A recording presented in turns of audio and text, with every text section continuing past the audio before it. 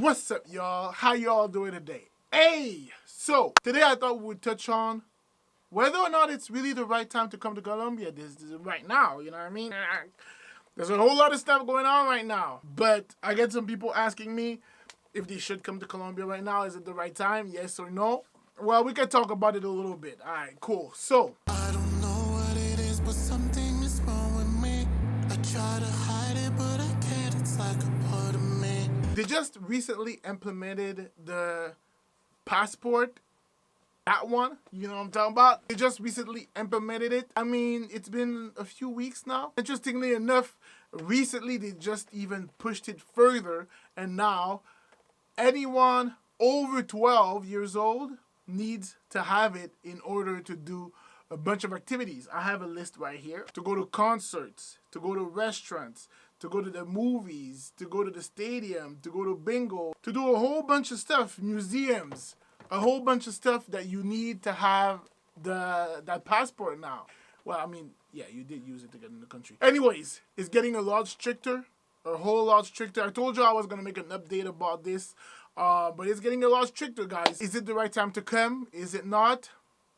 There's a few points, all right? My point number one would be the prices. You're going to get a nice little deal if you come in right now in Colombia. You're going to get a nice little deal. I'm about to go in February. I'm going back in February. Right now I'm here working on some music. I had a few projects I needed to get through, but I'm going back in February. Is it the right time to go? It depends. It depends what you want, what you expect. But like I said, the price. Things are a lot less expensive right now because there's a lot less tourists right now. You know what I mean?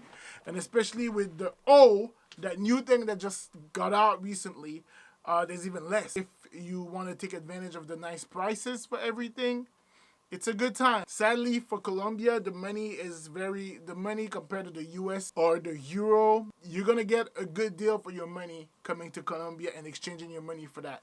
So that's a benefit, you know. But then again, it's because of the situation. Not everyone is comfortable with coming. Another aspect you got to consider is health. If you catch it, you got to have good insurance, you know, because that could cost you a pretty penny if you caught it and you don't have insurance and you have to go to the hospital and stuff. Hospital here are not too crazy. They're not too crazy, really. You can get a doctor for not a fraction of what it would cost you in the US, like a fraction. But it's still money that you weren't planning on using. Let's say you have to stay over there a long time. Let's say there's treatment that you got to go through. That can be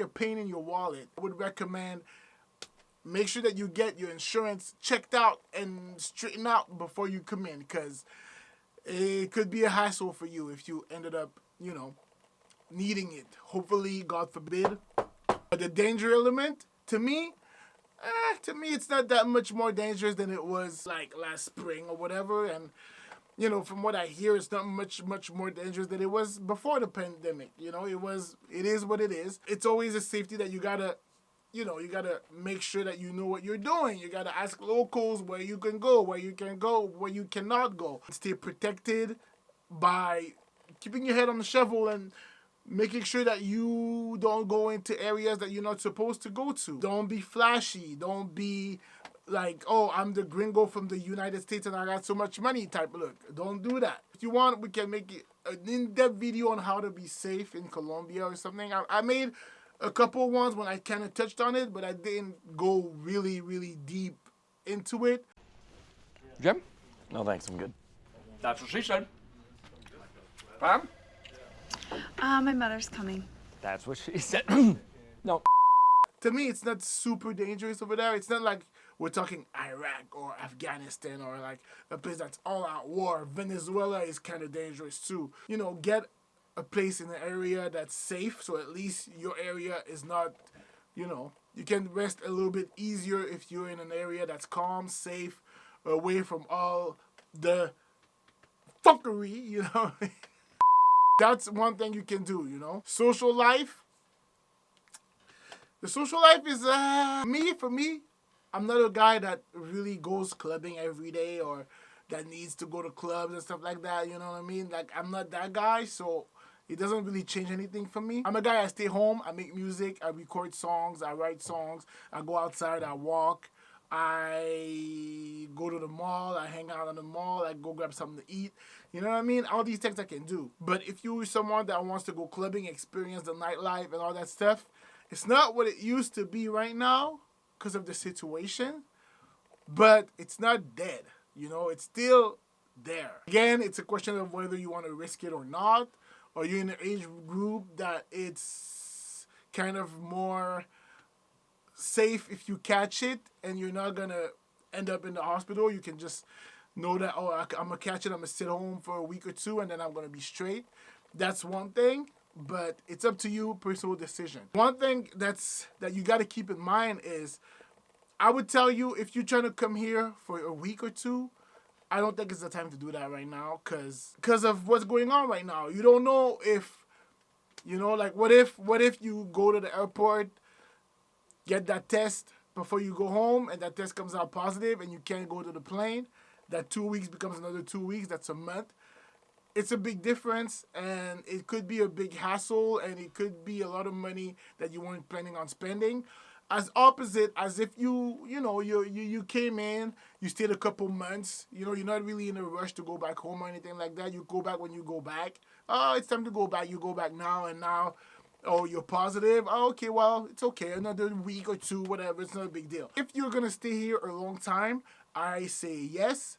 But if you were going to stay here just for a short 1 or 2 weeks, then, or if you're a daredevil and you know, it's YOLO lifestyle for you, you don't mind taking the risk, yeah, go for it. Worst comes to worst, be ready to have the plan B, ready to bounce back from that risk. I'm a risk taker, so if I was going to go for 2 weeks, I would probably just still go and be extra careful. And finally, I would tell you, Colombia is still Colombia, man. It's still beautiful. The weather is beautiful. The girls are beautiful. The people are still nice.